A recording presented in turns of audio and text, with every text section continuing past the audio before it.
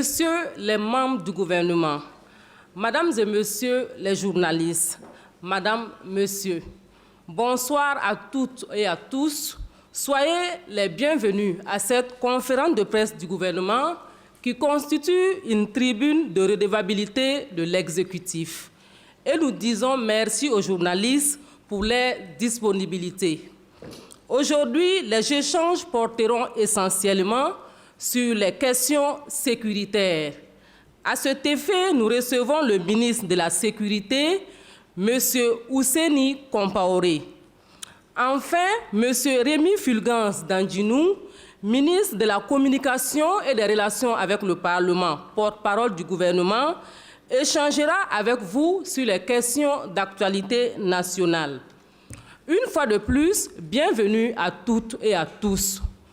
Monsieur le ministre de la Communication et des Relations avec le Parlement, porte-parole du gouvernement, vous avez la parole pour votre mot introductif. En introduction, si vous permettez, je voudrais m'arrêter sur quelques faits qui ont marqué un peu notre actualité nationale et qui méritent peut-être que nous nous arrêtons quelques instants.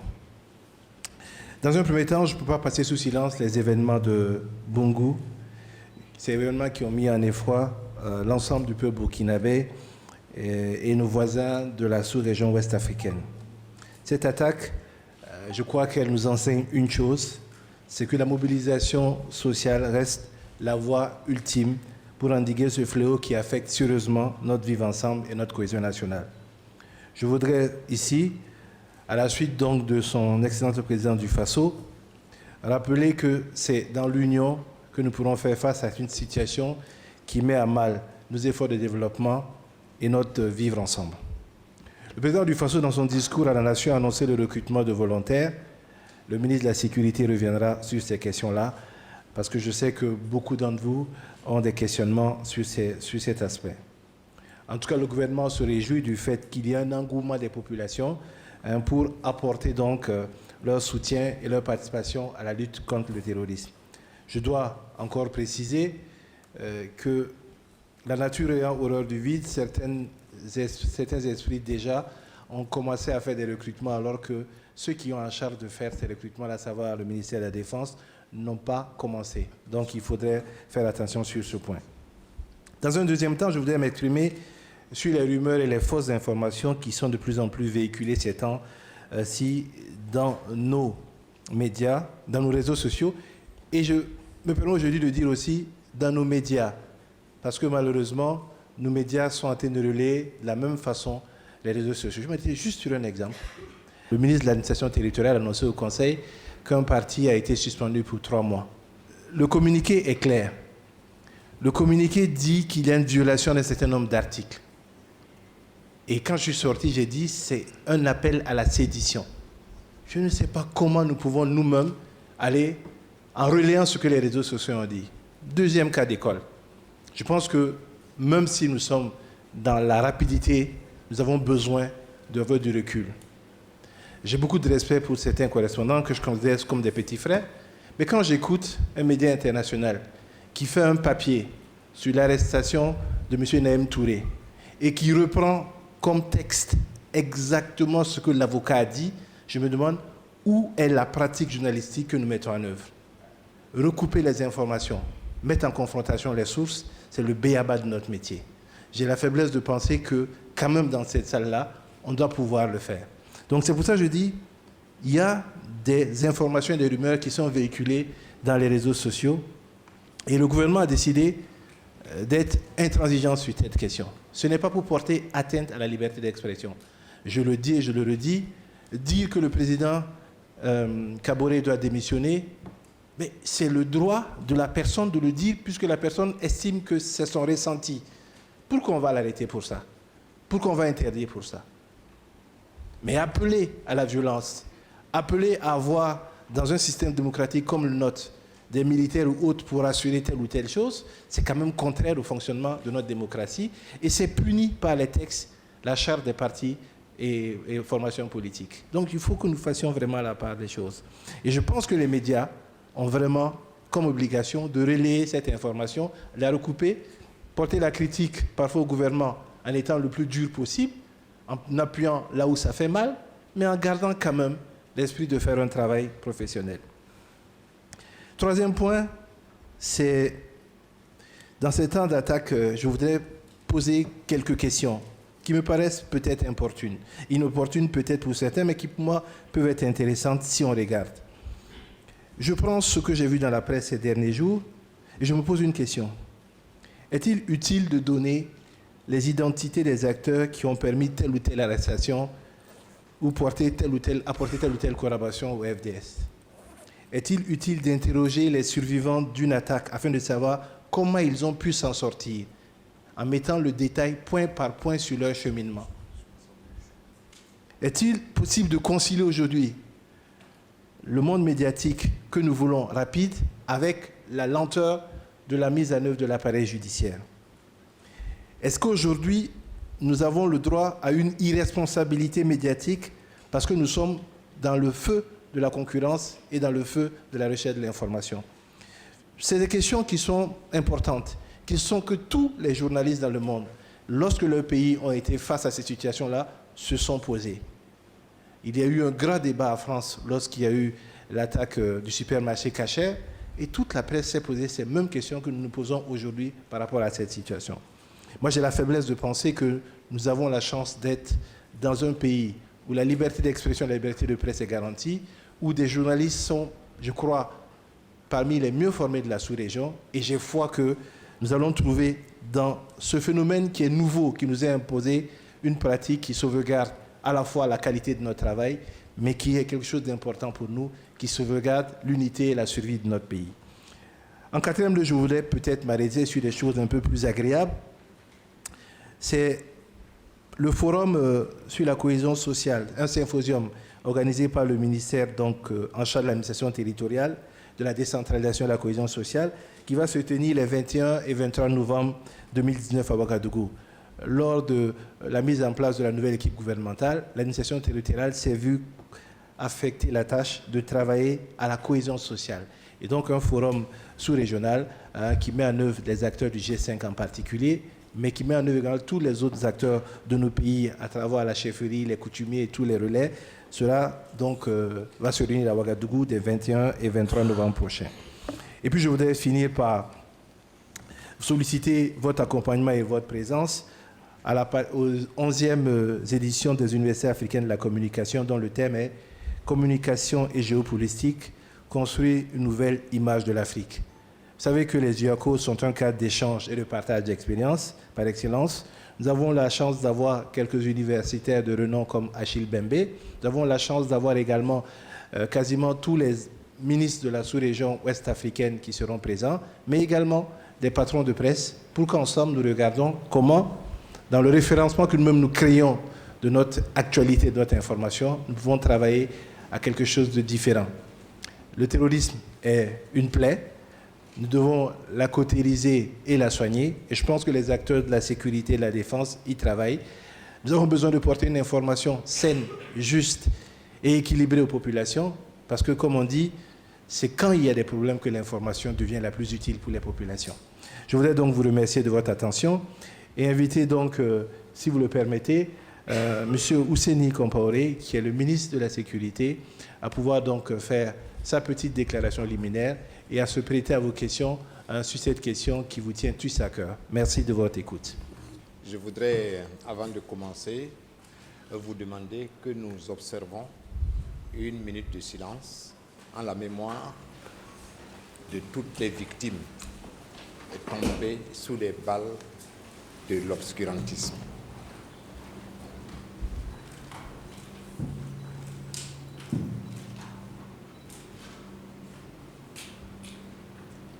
Je vous remercie.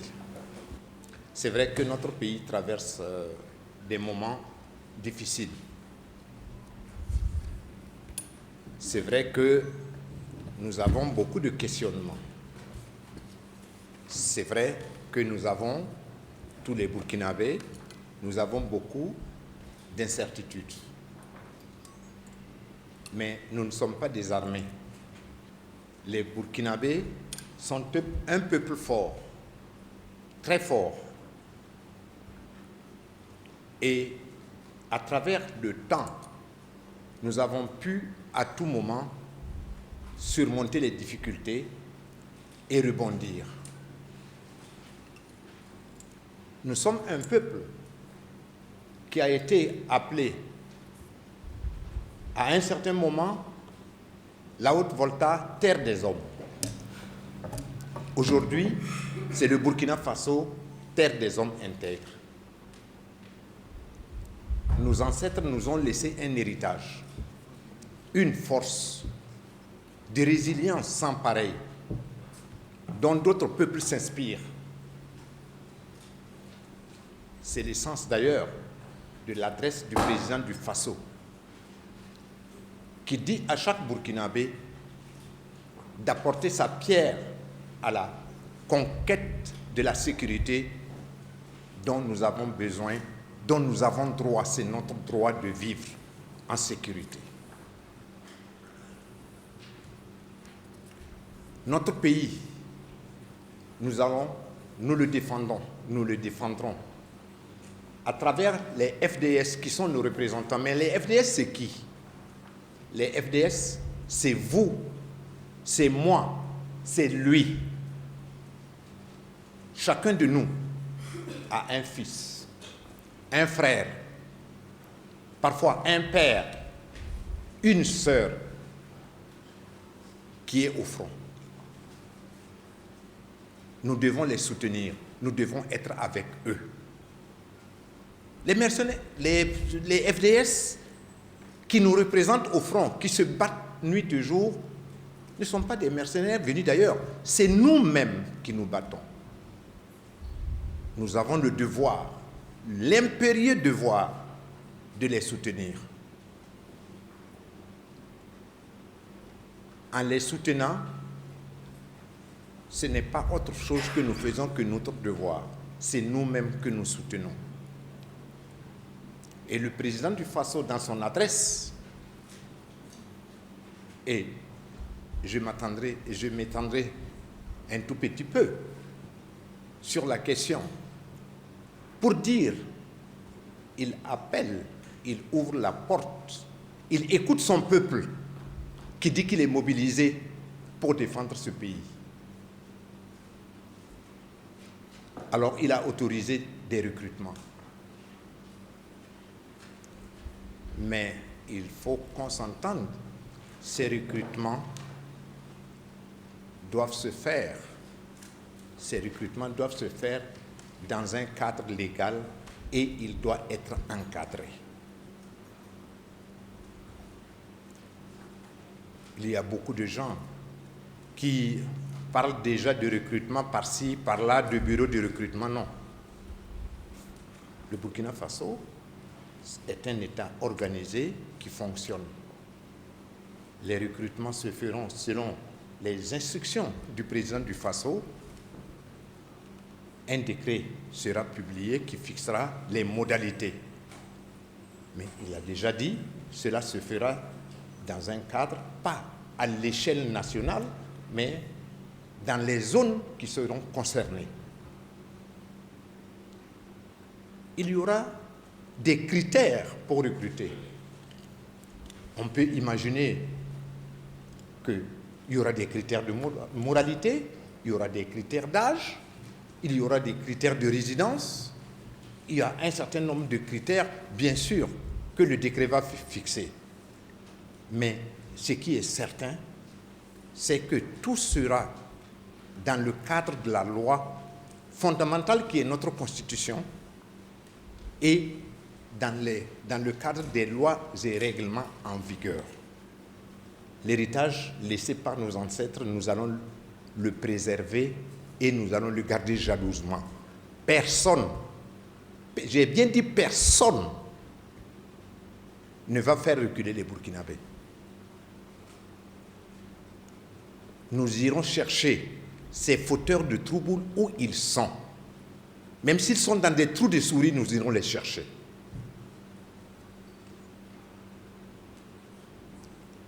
Je voudrais peut-être m'arrêter là et vous dire que le combat, ce n'est pas le combat seul des FDS. C'est le combat de tout le monde. De la presse aussi. Ne vous laissez pas embarquer par de mauvaises informations. Ne vous laissez pas détourner de votre mission.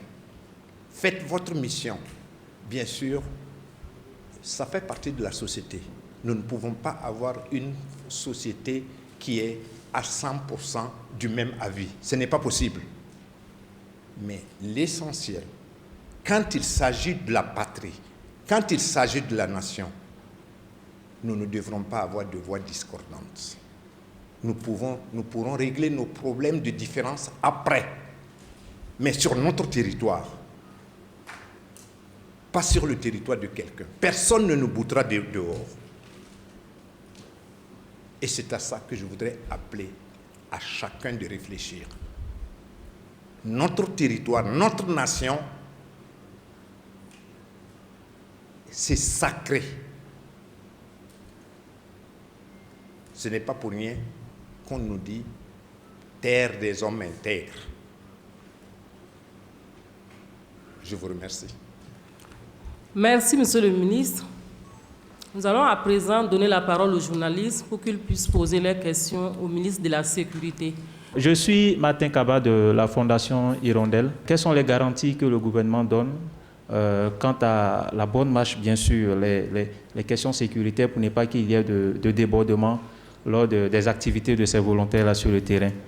Et puis, deuxièmement, il y a une information qui est tombée un peu dans la matinée aujourd'hui sur une attaque à Gasseliki. C'est un peu vers Albinda.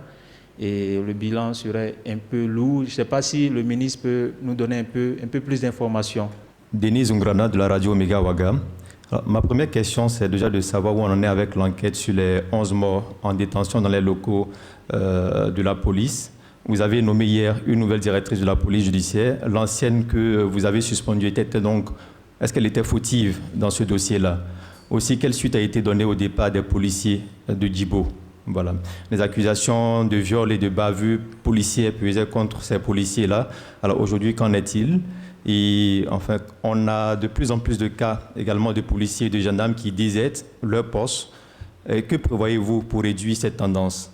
Et ensuite, au regard de la situation sécuritaire dégradée, des voix demandent votre démission et celle de votre collègue de la Défense. Monsieur le ministre donc, de la Défense, que répondez-vous à ces derniers?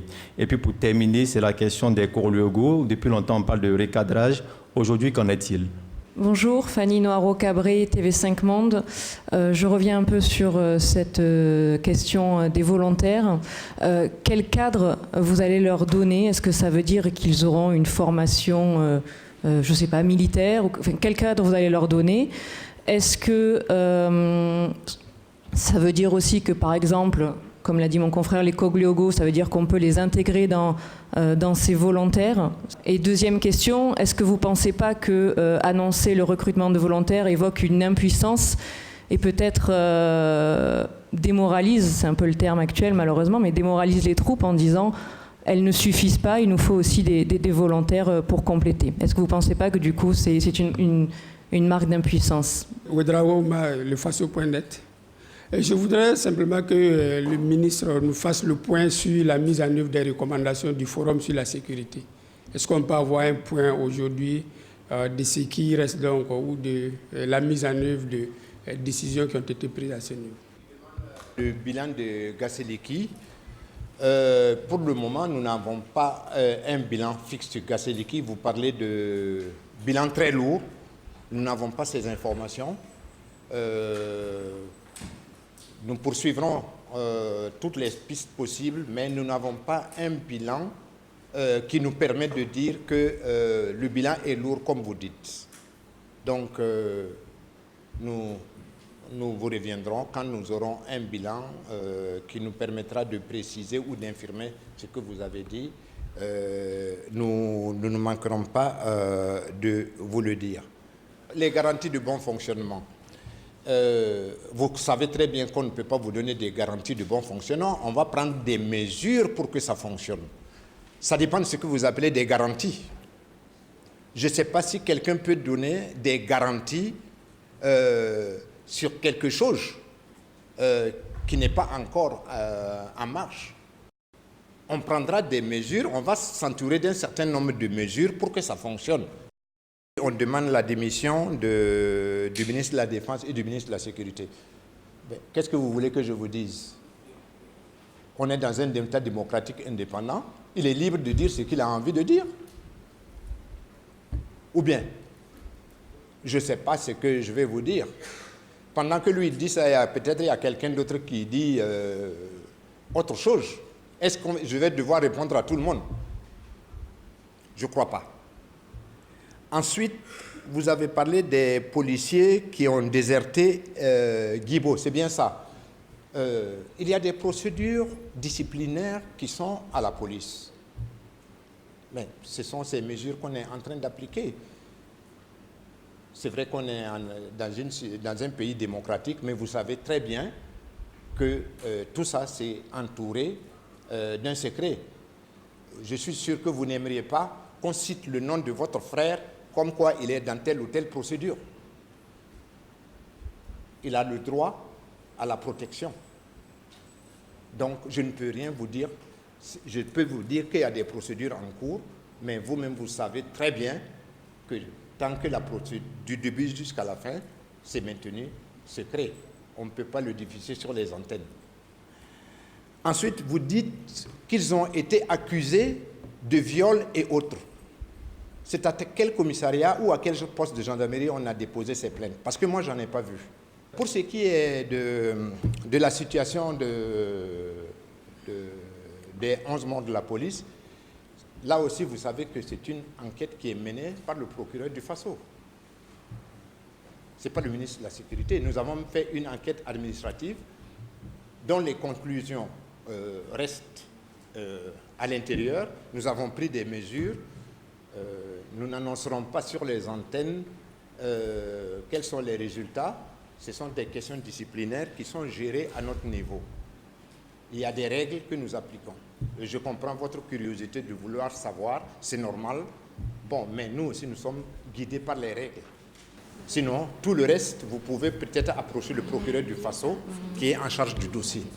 Madame dit, je crois que c'est TV5 Monde, dit, est-ce que le recrutement n'est pas un aveu d'impuissance? Cette question m'étonne beaucoup parce que vous connaissez bien dans l'histoire qu'il y a des pays, non seulement qui étaient en guerre, qui ont non seulement recruté, vous connaissez très très bien, peut-être même vous êtes originaire de ces pays dans l'histoire, ils ont recruté. Est-ce que c'était un aveu d'impuissance? Mieux, on a enrôlé même des gens, on a pris même des décrets pour descendre l'âge d'enrôlement ou augmenter l'âge d'enrôlement. Est-ce que c'est un aveu d'impuissance? Je vous laisse répondre à cette question parce que moi je pense au contraire, c'est une question de confiance pour pouvoir aller de l'avant.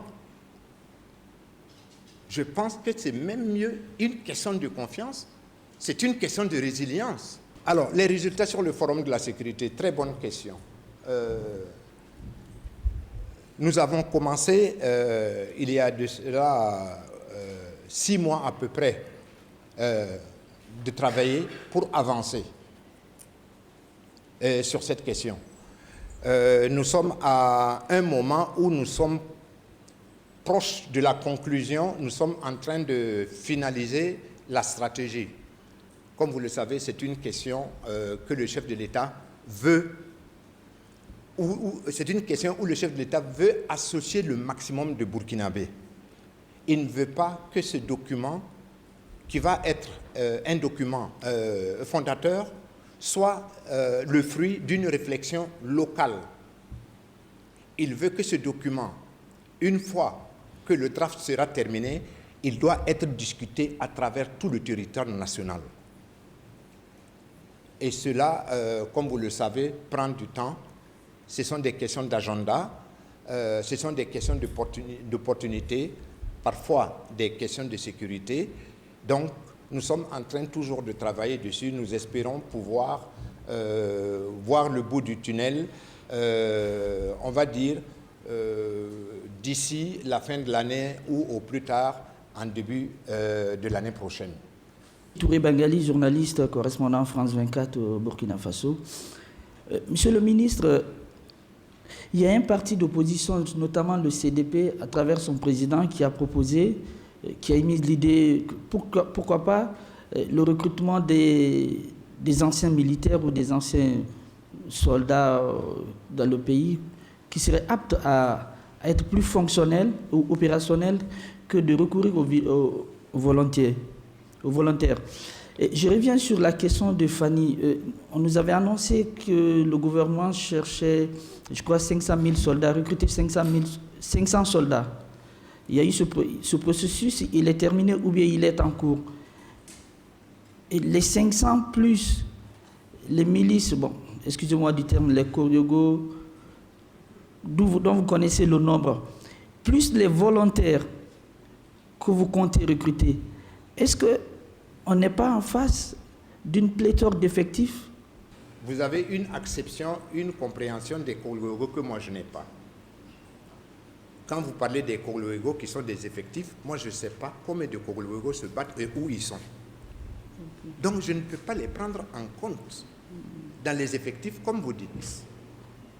Je ne peux pas.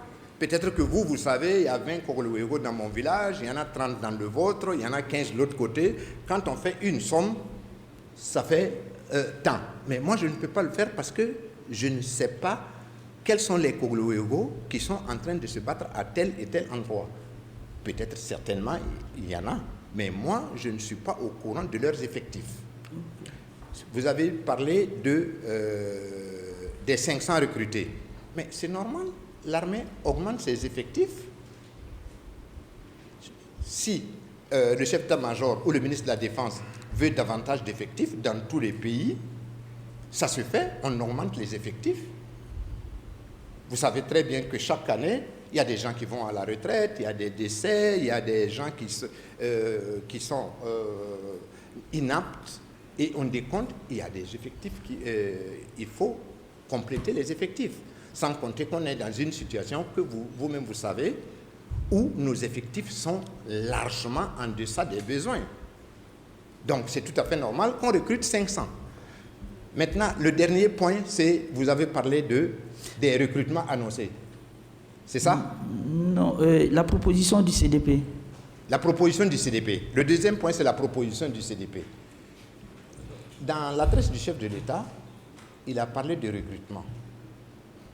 Il n'a parlé à aucun moment de militaires qui sont aptes ou qui ne sont pas aptes. Il a parlé de recrutement. Et j'ai dit qu'il y aura des critères. Mais si ces gens rentrent dans le critère, c'est des Burkinabés, non? S'ils ne rentrent pas dans les critères, mais on ne les prend pas. Donc, une fois de plus, restons dans les termes de ce qui a été dit. C'est peut-être vous qui imaginez et qui tirez des conclusions, mais on a parlé le décret va sortir, il va fixer les critères. Si vous remplissez les critères, et si les critères qui sont dits, vous êtes éligible, peut-être on va vous recruter. Nana Michel, journal de Pays. Vous avez dit que dans l'introduction que les Burkinabés sont dans l'incertitude et se posent beaucoup de questions. Effectivement, moi aussi je me pose beaucoup de questions. La première, est-ce qu'aujourd'hui, vous pouvez nous dire qui nous attaque et pourquoi nous attaque? La deuxième question, quelles sont les difficultés qui font que nos FDS n'arrivent pas à contrer la menace? La troisième, alors dans les zones où les brigades de gendarmerie ou autres ont été détruites, qu'est-ce qui est fait pour amener la sécurité à ce niveau-là, dans toutes les zones où ça a été détruit?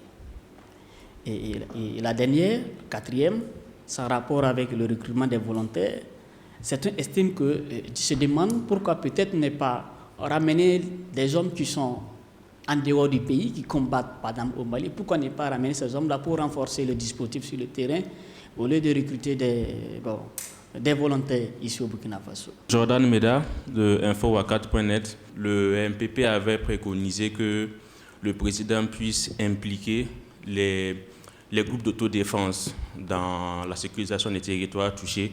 Moi, j'aimerais savoir, est-ce que, objectivement, c'est faisable?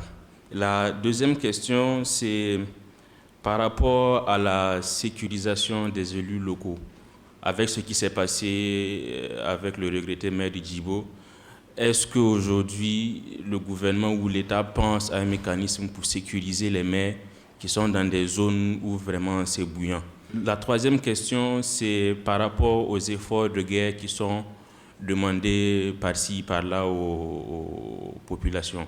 Est-ce que le gouvernement réfléchit déjà à une manière de faire participer la population en matière de finances pour peut-être financer le recrutement des volontaires ou, je ne sais pas moi, en tout cas un mécanisme d'effort de guerre à demander à la population? Dasmane Niangane de Radio Liberté.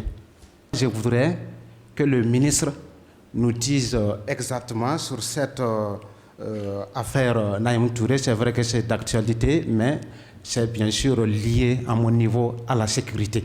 Moi, je voudrais que le ministre nous dise ce qui s'est passé parce que son avocat parle d'enlèvement, de bastonnade, de maltraitance, une mauvaise détention. Du coup, certains, très vite, ont estimé qu'il y a une certaine médiocrité à la tête de la police. En même temps, des faits qui sont liés toujours au FDS, il y a cette affaire des 21 licenciés, certainement que c'est à l'interne, mais nous ne comprenons pas. Est-ce que vous pouvez nous confirmer que la procédure a suivi vraiment son cours et atteindra ce niveau? Et le dernier élément des faits qui sont toujours collés à cela, c'est à propos de ce que tout dernièrement notre confrère Courrier Confidentiel a révélé à propos de la gestion des frais de mission au niveau des SPS. Sophie Douce, correspondante pour le journal Le Monde. J'aurais aimé avoir donc, le dernier bilan provisoire ou définitif pour donc, l'attaque du convoi de Bungu. Et deuxièmement, j'aurais aimé savoir si le gouvernement burkinabé comptait donc prendre des mesures particulières pour renforcer donc, les convois, la sécurité sur les convois miniers ou même sur les sites miniers dans le pays. Je commence peut-être par votre question. Vous savez, c'est le procureur du Faso qui est saisi du dossier. Maintenant, il n'y a que ces chiffres qui sont valables. C'est comme ça, l'enquête est saisie par le procureur du Faso. C'est comme un peu partout dans le monde. Dès que la justice est saisie d'un dossier, le ministre de la Sécurité, il peut se hasarder, donner des chiffres. Vous savez, ça ne compte pas. Alors, on revient à la question des brigades où vous avez mentionné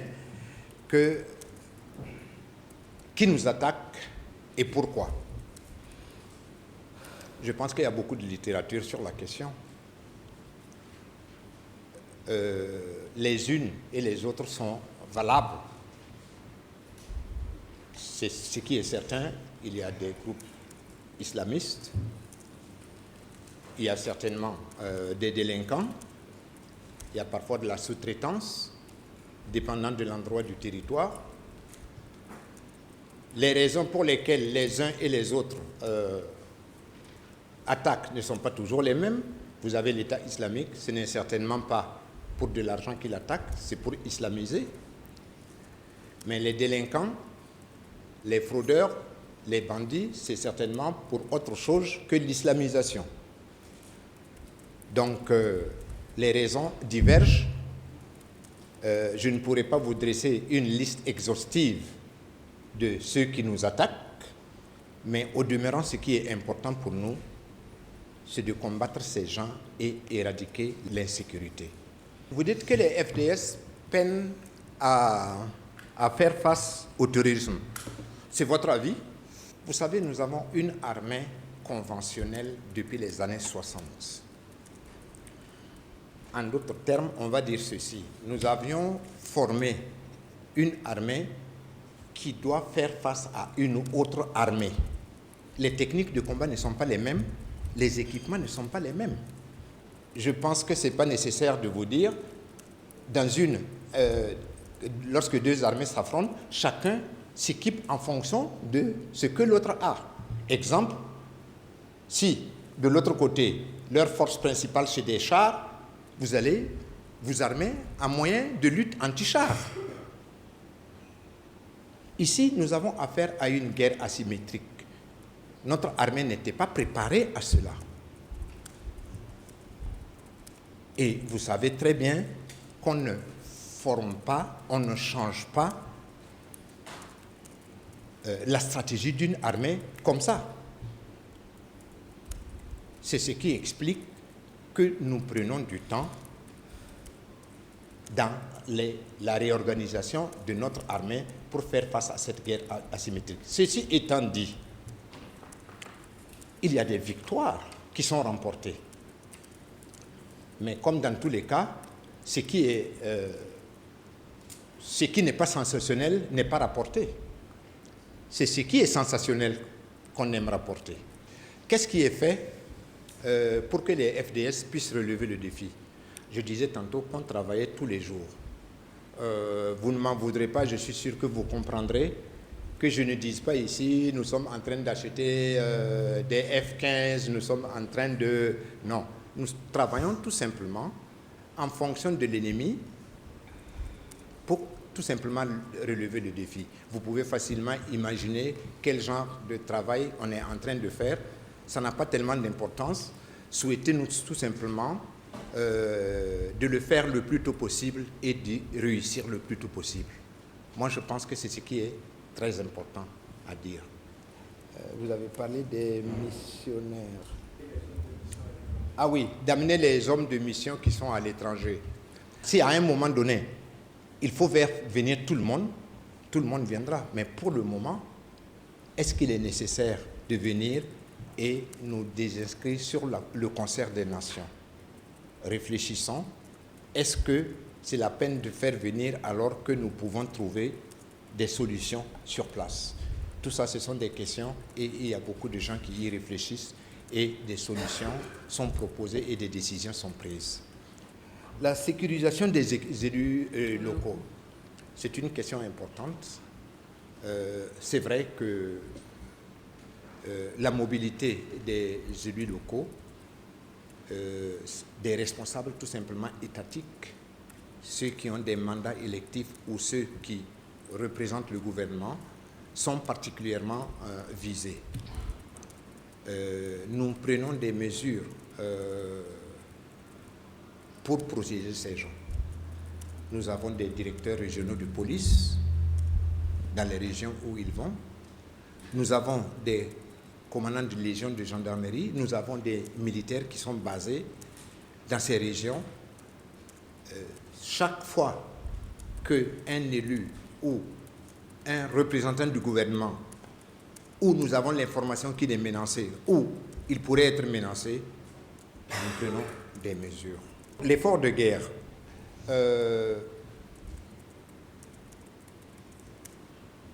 Tout d'abord, je commencerai par remercier pour tous ceux qui contribuent à l'effort de guerre.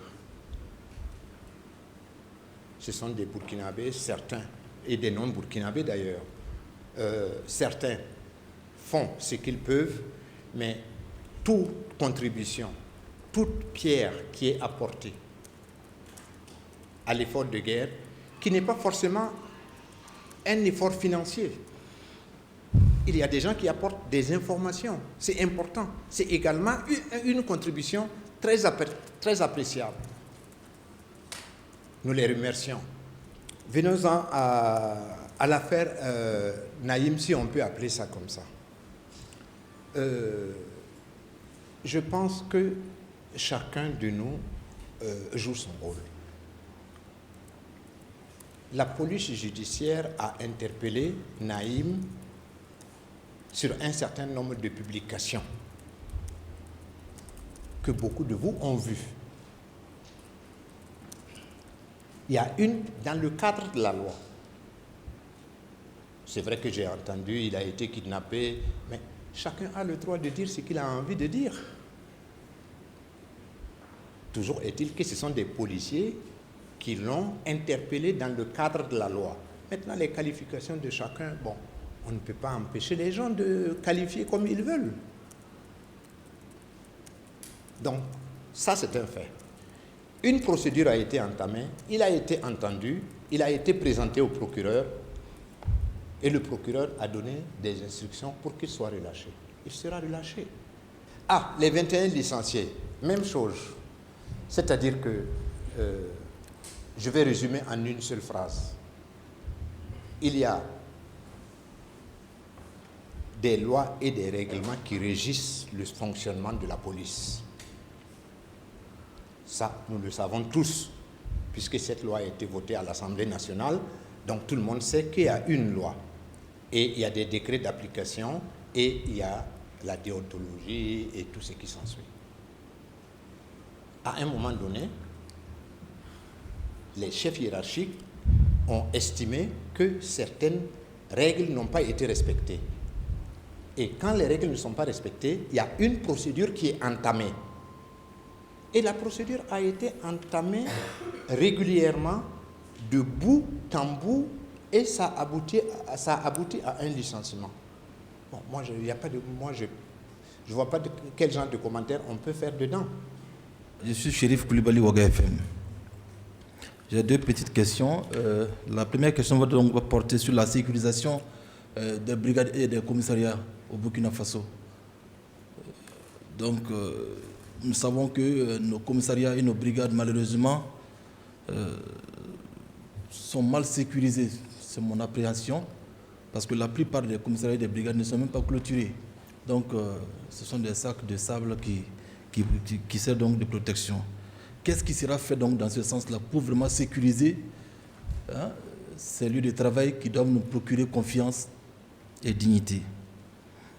La deuxième question, la défense et la sécurité, ça coûte cher à notre pays et à beaucoup de pays. Est-ce que vous êtes satisfait des budgets alloués à la sécurité? Je suis Gabriel Kambou, je suis journaliste indépendant. Hier, un ministre de ce même gouvernement avait affirmé « Nous allons terroriser les terroristes ». Et on connaît la terreur par rapport à cette phrase. Aujourd'hui, vous avez affirmé « Nous irons chercher les fauteurs de troubles là où ils se trouvent, même si c'est dans des trous ». Je voudrais savoir quelle confiance on peut encore avoir en de telles déclarations. Parce que depuis 2016, c'est nous qui sommes terrorisés. C'est nous qu'on vient chercher dans des trous. Vous avez promis les terroriser. Ça n'a pas été fait. Aujourd'hui, vous avez promis de descendre dans les trous. Quelle confiance le peuple peut encore avoir en de telles déclarations? La deuxième question par rapport au recrutement des volontaires. Est-ce une annonce prématurée? Parce que vous avez dit, le décret n'est pas encore prêt, les critères aussi ne sont pas encore prêts. Alors, à quand donc l'effectivité de ce recrutement pour combattre les terroristes? Oui, Jean-Marie de Sidoya, j'avais des préoccupations qui sont désormais sans objet. La dernière qui me reste, c'est par rapport à la communication lors des attaques de façon générale des commissariats, des camps, des brigades de gendarmerie. Vous l'avez dit tout de suite, vous n'avez pas de bilan. C'est le problème qui se pose aux médias de façon générale. Il y a eu une attaque, le Burkinabé veut savoir quel est le bilan. Et la police, l'armée, la gendarmerie prend son temps. En ce moment, les réseaux sociaux, on n'y peut rien, relaient l'information qu'il y a sous la main. Donc, pour moi, ce n'est pas une question en tant que telle, c'est de dire d'accélérer en termes d'information quand il y a une attaque. Et ça ne donne pas le choix quand les gens sont dans l'attente. Eliman Nikieman de la télévision Impact TV. Les informations que nous avons par rapport à Djibo, la ville de Djibo connaîtrait une pénurie de carburant actuellement. Les litres seraient passés à 2000 francs, voire plus. Alors, une citerne était censée ravitailler la ville de Djibo. Elle aurait été attaquée par des hommes armés. Est-ce que cette citerne était censée être sécurisée, connaissant la dangerosité de la zone? Deuxième exemple, c'est l'attaque de Bungu. 2 cas sécurisés par les FDS, tous à l'avant et les 5 cas derrière.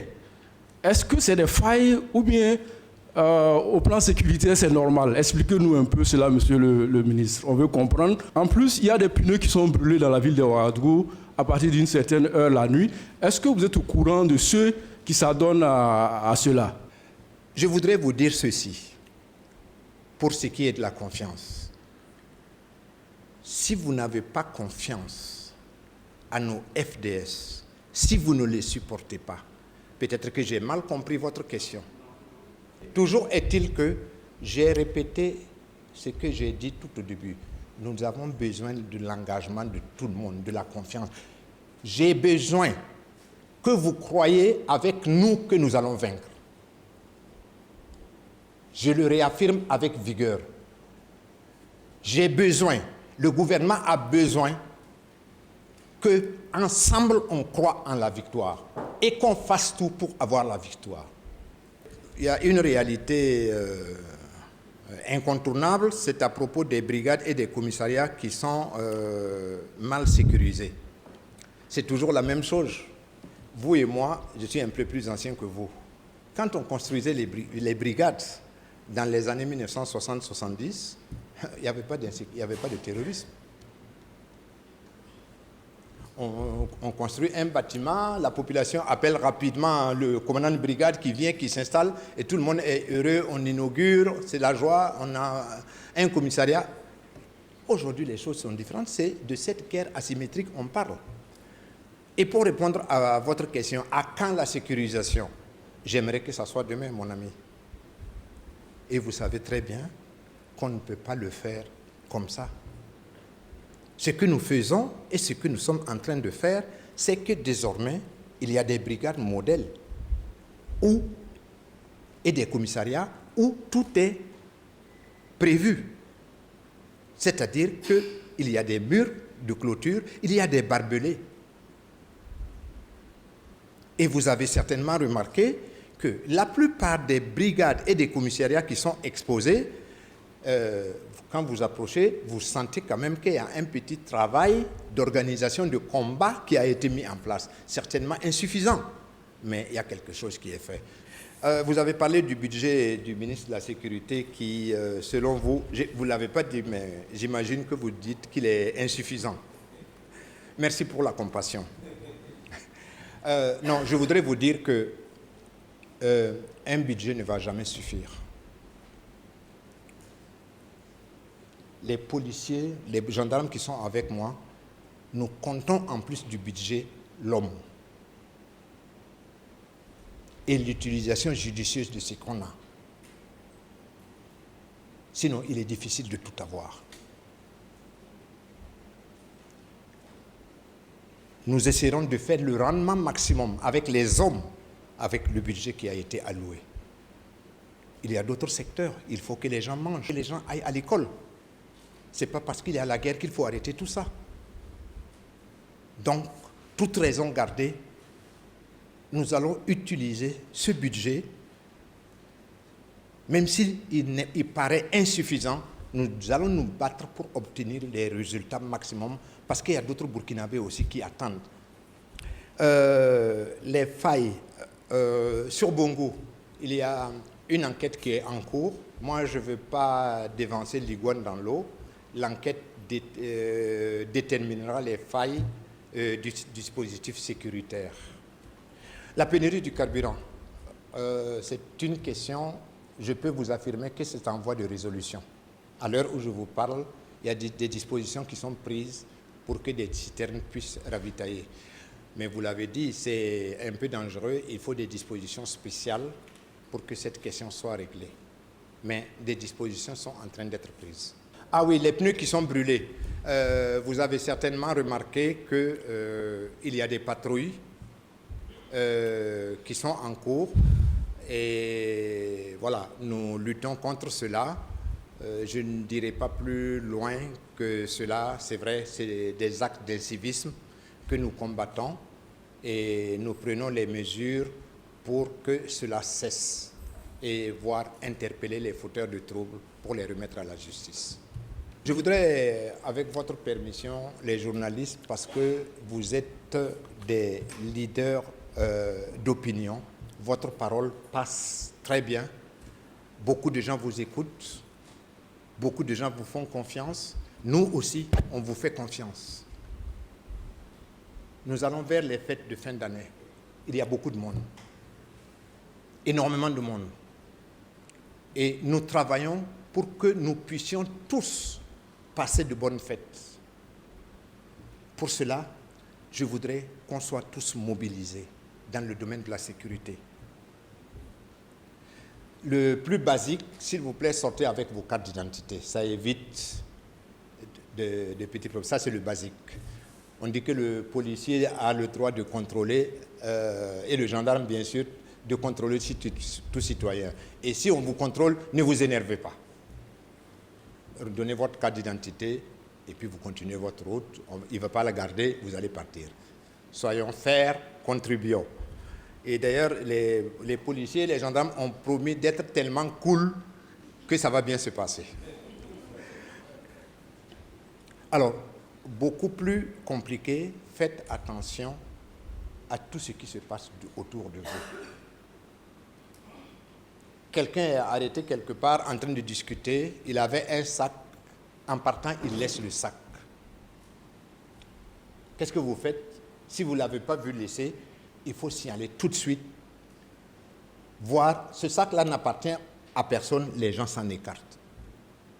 C'est des petits gestes comme ça, mais qui contribuent à la sécurité de tous. Si vous entendez des propos que vous n'avez pas l'habitude d'entendre, si vous suspectez, si ça a en relation avec quelque chose, vous pensez que, rapportez au FDS qui saura faire le tri.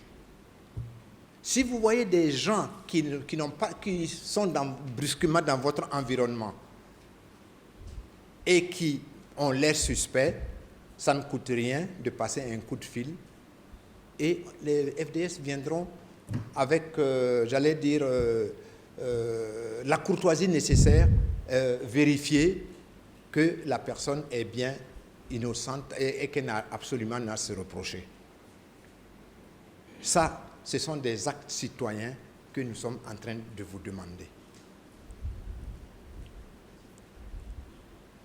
Alors, ça, c'est particulièrement adressé à vous. Je vais vous demander, 1, les informations alarmistes ou bizarres, on ne peut pas les arrêter, malheureusement.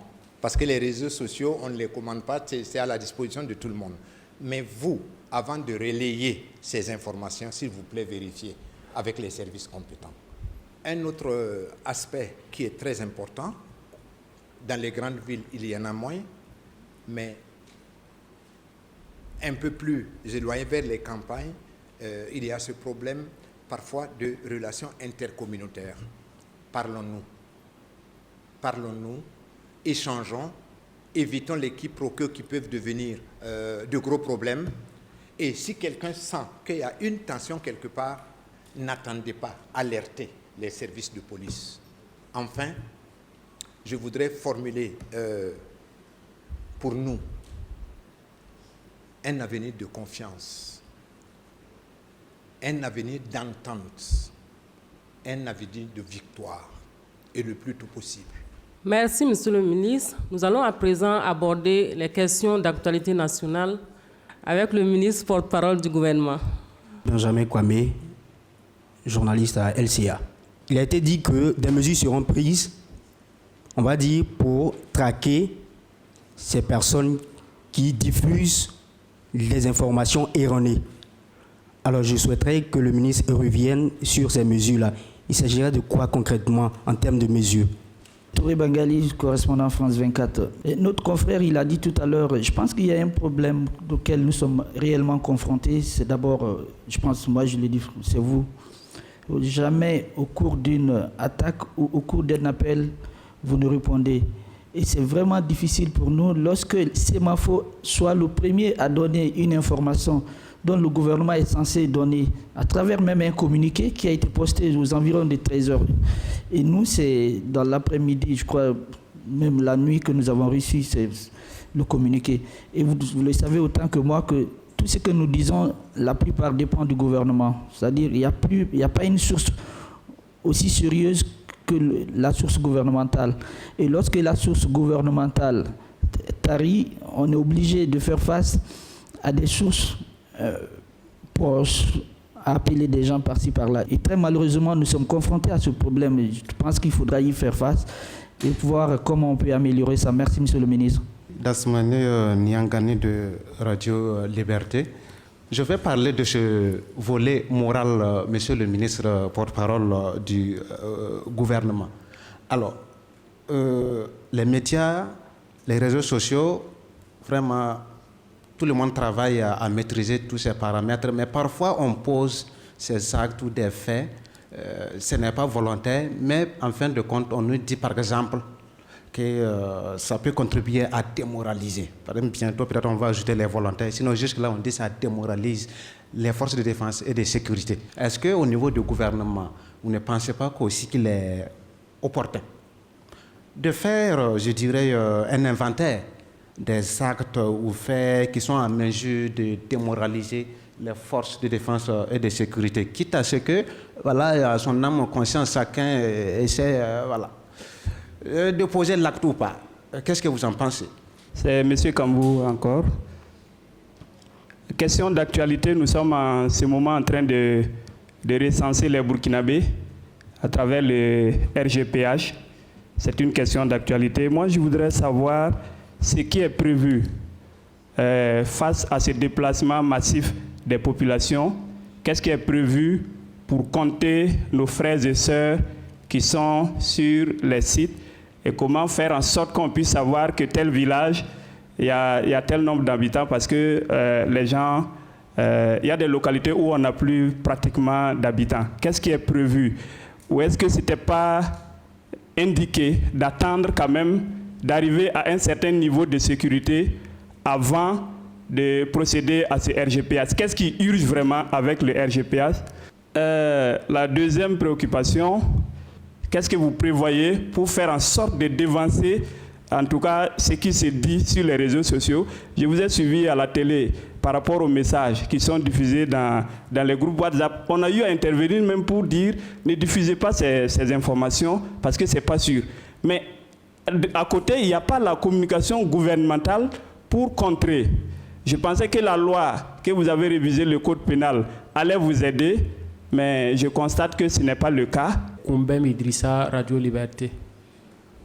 Alors la première question, il y a l'opposition politique et certaines organisations de la société civile qui suspectent un peu le pouvoir en place de vouloir user de la question du terrorisme pour ne pas organiser les élections en 2020 pour pouvoir se faire un lenga. Qu'est-ce que vous en pensez? Alors, la deuxième question, est-ce qu'aujourd'hui le véritable problème, c'est le problème d'effectifs quand on veut recruter des volontaires? Parce que jusqu'à preuve le contraire, et ce qui nous revient sur le terrain est que les forces de l'ordre ne sont pas suffisamment équipés pour faire face et non, ils n'évoquent pas la question du sous-effectif. Est-ce que c'est véritablement un problème d'effectif? La question des policiers radiés de l'APN, le ministre a dit tout de suite que la voie légale a été suivie. Pourtant, nous avons suivi le secrétaire général adjoint de ce syndicat qui a développé comment ils ont procédé aussi à leur niveau. Le Conseil d'État les a donné raison à 2 reprises. Le gouvernement n'a pas exécuté les décisions de justice du Conseil d'État. Alors même qu'ici, on a vu que les gens ont brandi un avis du Conseil d'État ici pour interdire les sittings. Et véritablement, jusqu'à ce jour, on ne comprend pas réellement c'est quoi le problème avec ces policiers-là. Et je vais terminer avec le cas Naïm, parce que ce n'est pas un cas isolé pour moi. Et on dit que la police peut interpeller. On a vu en 2017 ici, on a interpellé le colonel Auguste Denis Barry. Les gens ont promis que nous allons être édifiés. Jusqu'à présent, nous n'avons pas été. Et il y a eu le cas de Pascal Zaïda, qu'on a empêché en 2017 ici d'organiser une manifestation. Est-ce que ces genres de pratiques-là ne donnent pas raison à ceux qui pensent que nous sommes en train de basculer dangereusement vers un État policier? Merci. Je vais commencer par la dernière interpellation. Je pense que nous avons la chance d'être dans un pays où, comme d'aucuns disaient, c'est un pays de savane. C'est-à-dire tout se sait, tout se voit. il y a certainement dans le système que nous mettons en place actuellement des limites. Mais s'il y a une limite, s'il y a un domaine où la limite est loin d'être atteinte, c'est bien la question de la liberté d'expression, la liberté d'opinion. Donc je ne vois pas, si quelqu'un s'exprime, qu'il y a un souci, il répond devant la justice. Et si la justice le relâche, on passe à autre chose. Moi, l'arrestation de M. Naïm Touré a été un processus, comme il a dit, question judiciaire, ça a été traité. Vous me faites un amalgame avec la question de Pascal Zaïda, qui était dans un autre domaine totalement différent, qui était une manifestation. Vous faites un amalgame avec une question de sécurité nationale, qui était le cas de le colonel, M. Auguste Denis Barry. Donc je pense que dans tous ces cas, soit la justice s'est prononcée, soit les processus sont en cours, mais je crois que ça montre aussi la force et la vivacité de notre système. Moi, je ne suis pas au de l'État policier. Comparaison n'est pas raison, mais j'imagine quelqu'un dire à Paris ou à Washington, si tu franchis le fleuve, il y aura un attentat, tous les services de sécurité vont l'appeler et demander où vous avez eu cette information. Ça, c'est le b.a.-ba. Quand vous avez des gens qui disent nous avons eu 98 victimes et qui disent le gouvernement rend compte sa vie et qu'on ne leur demande même pas, mais puisque vous savez où les autres victimes sont, venez nous les montrer. Puisque nous on dit il y a 38, ça a peut-être évolué, ça a évolué en temps, mais comme a dit monsieur le ministre, le procureur est sur le dossier, donc je ne vais pas donner de chiffres. Mais si la personne a les 58 autres ou les 48 autres, qu'il les montre. Mais aujourd'hui, dans l'esprit de la pratique de la liberté d'expression, nous sommes arrivés à un stade où on se dit on peut tout dire et on n'a pas le droit de nous reprocher quelque chose. Donc moi, je ne vois vraiment pas, et parfois c'est des acteurs politiques majeurs. Je ne parle pas du Kidam qui est assis chez lui, qui ne comprend pas un traitement, qui fait partie d'un principe qui envoie. Je parle d'un acteur politique majeur du pays qui fait une affirmation comme ça et qui est assis calmement chez lui et qui dit ouais, c'est normal. Pour moi, ça pose un problème, mais ça montre aussi comment on est loin d'être dans un État policier. Parce que pour moins que ça, dans les démocraties que nous édifions comme modèle, il aurait été entendu et peut-être même on aurait lancé une procédure pour lui pour quelque chose comme association avec terroristes, etc. Mais on ne le fait pas. Donc je pense qu'il faut rester pondéré sur ces questions. La question du Lenga, moi je suis arrivé donc dans une équipe gouvernementale avec un chef d'État qui est issu d'un processus. Ce processus-là, c'est le refus de la modification de l'article 37. Et ce chef d'État-là a dit qu'il était là pour appliquer 2 mandats. Je ne vois pas en quoi on veut créer coûte que coûte un Lenga. Et je dis la dernière fois dans cette même salle, j'ai parfois l'impression que ça participe même à ce qu'on appelle la manipulation des opinions. C'est-à-dire, on fait monter la question terroriste, on la fait monter, et puis juste à côté après, les mêmes disent, vous voyez, à cause de ça, il veut faire ça. Bon, si on ne veut pas faire, on dit, mais les élections coûtent trop cher. On est un terroriste dans une situation, pourquoi on veut faire des élections? Il ne faut pas faire les élections. Le principe, c'est que le président du Faso s'est engagé à ce qu'il y ait des élections, et la sécurité et la défense travaillent pour qu'elles se fassent sur l'entièreté du territoire burkinabé. Et j'ai foi que son Excellence, M. Roch Marc Christian Kaboré, est un homme de parole et qui fera tout pour que les élections se tiennent à bonne date et que ça prenne en compte tous les Burkinabés. Sur la communication qui revient à plusieurs niveaux, je suis à la fois embêté parce que je suis issu du monde de la presse, je sais comment ça fonctionne. Je suis également embêté parce que j'ai appris une chose à la pratique de ces événements-là, c'est que c'est extrêmement important d'avoir un minimum de vérification avant. Le paradigme ne se change pas du jour au lendemain. Lorsque vous avez une attaque, lorsque vous avez quelque chose qui se passe, la première réaction du chef sur le site, ce n'est pas de compter les victimes pour en faire un décompte au supérieur. C'est de stabiliser sa zone, d'apporter des réponses concrètes à la question sécuritaire. Ensuite, il passe à la deuxième étape. Et ensuite, il se réfère à ses supérieurs. Donc, le maillon de la remontée de l'information dans les forces de défense et de sécurité, ce n'est pas aussi simple que cela.